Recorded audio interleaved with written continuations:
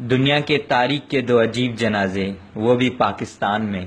پہلا جنازہ 4 جنوری 2011 کو ملعون گورنر پنجاب سلمان تاثیر کا قتل ہوا اور 5 جنوری کو لاہور میں جنازہ ہونا طے پایا، مگر جنازہ پڑھنے کے لیے کوئی نہیں ملا۔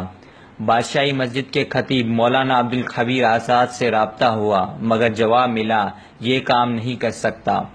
گورنر ہاؤس کے امام سے نہ صرف رابطہ کیا بلکہ دباؤ ڈالنے کی کوشش کی، لیکن اس مرد قلندر نے کہا میں یہ جنازہ پڑھا کر اپنی آخرت تباہ نہیں کر سکتا۔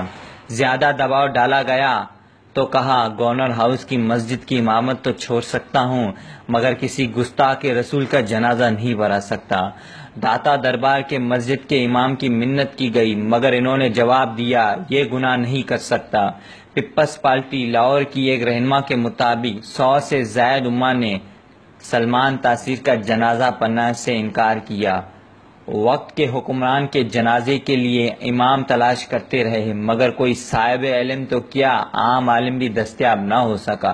مجبوراً یہ فیصلہ کیا گیا کہ پیپلز پارٹی کے علماء ونگ کے رہنما جو عالم نہیں تھے ان کو راضی کیا گیا، مگر پہلے وہ تیار نہیں ہوئے اور کہا میں یہ رسک نہیں لے سکتا۔ آخر میں وہ شرط کے طور پر تیار ہوئے کہ اس جنازے کے بعد مجھے اس ملک سے باہر بھیج دیا جائے۔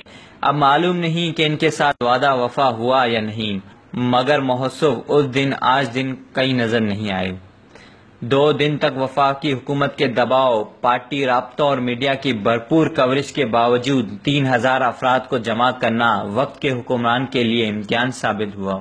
جنازے کے بعد تدفین ایک پریشان کن معاملہ تھا، کیونکہ حکمران کو خدشہ تھا کہ عام قبرستان میں تدفین کی صورت میں ملعون کی قبر اور نہ ہی لاش محفوظ رہ سکے گی۔ مجبوراً فوجی قبرستان کا انتخاب کیا گیا اور دوسرا جنازہ 29 فروری 2016 کو عاشق رسول غازی ممتاز حسین قادری کو وقت کے حکمرانوں نے سلمان تاثیر کے قتل کے الزام میں پھانسی دی۔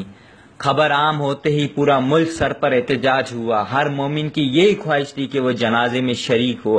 ظاہرہ کے مطابق ممتاز حسین قادری کی جنازے کی شرکاء کی تعداد 50 سے 60 لاکھ بتاتے ہیں۔ لیاقت باغ 1 مارچ کی رات کو ہی بھر گیا۔ شام 3:45 بجے جنازہ ہوا۔ اس وقت کے کمیٹی چوک سے جورج چوک تک مری روڈ میں 6 سے 7 کلومیٹر تک گلیوں عاشقان رسول کے سر ہی سر نظر آ رہے تھے، جو بلا امتیاز مسلک اعلیٰ تک کے شریف تھے۔ سلمان تاثیر کا جنازہ اگر لاکھ مرتبہ بھی بڑھا دیا جائے تب بھی ان تمام کی تعداد ملا کر غازی کے جنازے کی آدھی بھی نہیں بنے۔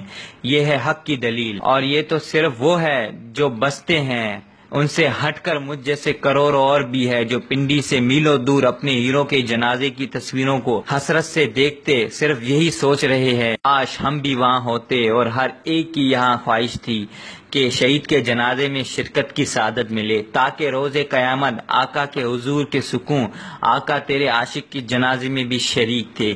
یہ جنازہ کسی وقت کے حکمران، وقت کے مجدد یا کسی جماعت کے سربراہ یا کسی جدید عالم دین کا جنازہ نہیں تھا، بلکہ ایک پولیس اہلکار کا تھا۔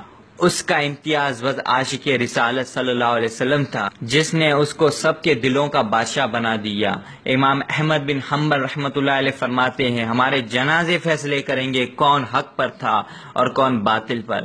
پھر جب امام احمد بن حنبل رحمۃ اللہ علیہ کا جنازہ اٹھا تو 10 لاکھ سے زائد لوگ شریک تھے اور ہر ایک آنکھ اشک بار تھی۔ غازی ممتاز حسین شہید کی نماز جنازہ اور پھانسی کے خلاف پاکستانی میڈیا نے جو کردار ادا کیا، اس کے بعد یہی کہا جا سکتا ہے آج صافیت کا جنازہ بھی نکل گیا۔ میڈیا دکھائے نہ دکھائے، ممتاز قادری عاشق رسول کے دلوں کے حکمران تھے اور ہیں اور رہیں گے۔ ہماری لیٹسٹ اور انفارمیشن ویڈیو دیکھنے کے لیے ہمارے چینل کو ضرور سبسکرائب کریں اور بیل آئیکن کو پریس کرنا مت بھولیے گا، اس سے آپ کو ہماری تمام نیو ویڈیو فوراً مل جایا کریں گی۔